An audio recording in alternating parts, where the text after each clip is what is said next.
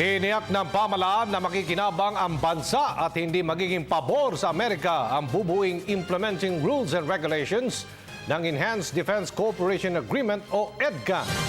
Malaki rin umano ang magiging benepisyo ng Pilipinas sa kasunduan, lalo na sa kinakarap na problema ng Pilipinas sa West Philippine Sea.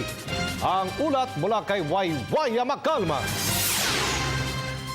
Matapos na inilabas ng Korte Suprema ang kanilang desisyon na constitutional ang Enhanced Defense Cooperation Agreement o EDCA, maaari nang mag-convene muli ang Board ng Department of National Defense ng Pilipinas at Amerika. Nang sa gayon ay matuloy na ang kanilang pagbuo ng Implementing Rules and Regulations o IRR ng pinirmahang kasunduan ng dalawang bansa noong April 2013. Panig ng Department of National Defense at saka sa ating main planners and negotiators yung pag-i-issue ng IRR. Pero sa bahagi naman ng Armed Forces, yung mga isinasagawa nating consultation before na hindi natin matapos-tapos ay maaari nang ipagpatuloy at tapusin. At yung mga rekomendasyon na yon ay ipo-forward natin para sa approval ng NDB-SEB una at sa approval ng ating tinatawag na Council of Ministers na yan ay kinabibilangan ng ating Secretary of Defense at saka ng Foreign Affairs Secretary na sila rin ay nagbibigay ng kanilang imprimatur sa lahat ng ginagawa ng board.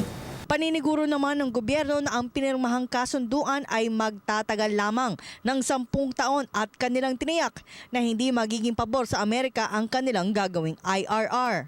Yung sa lugar naman po ng political side ng mga provision na yon, nagbungkahi kami dyan at pinush natin na hindi magiging permanente ang paglalagay ng mga kagamitan at ng tauhan ng Estados Unidos dito. Many of the facilities or all of the facilities that will be covered as agreed locations later on should be within camps and military establishments or facilities under the control of the Armed Forces and the Department of National Defense. Kabilang na sa kanilang pag-uusapan ang pagdadagdag ng mga military exercises ng dalawang military force sa bansa at maging ang mga base militar para sa kanilang pansamantalang paglalagakan ng mga gamit para sa HADR.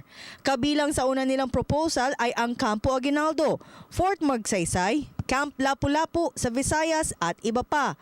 Ngunit ito ay subject for approval pa ng MDB-SEB Board. Para naman sa isang military historian na si Jose Custodio, tama lang na ang Korte Suprema na ang magdeklarang constitutional ang EDCA dahil sila ang mas nakakaalam ng ating batas. Malaki pa niya ang benepisyo ng naturang kasunduan sa ating bansa, lalo't sa ating hinaharap na problema sa mga pinag-aagawang teritoryo sa West Philippine Sea. Oo, tama naman yung decision ng Supreme Court kasi sila naman nakakaalam sa pag-interpret ng mga batas, no? Siyempre, yung militante naman, may karapatan naman sila mag-ingay kung gusto nila, no? Demokrasya naman tayo, no? Kahit iilan lang naman sila sa mundong ito, pero sige, pagbigyan din ng kanilang gustong mag-rally sila sa labas ng embassy or what, no? Kasi it's a democracy after all. So dahil dun sa mga capabilities ng Amerikano, nagkaroon ng effective effort on HADR during time of Yolanda. So nakita nila kung ano yung mga lessons learned doon, which was sana kung meron prepositioning of forces, let's say for example may bagyong darating, ganun, no? Pwedeng mag-preposition para just in case na tamaan talaga, nandun na sila. So yan ang mga pros nun.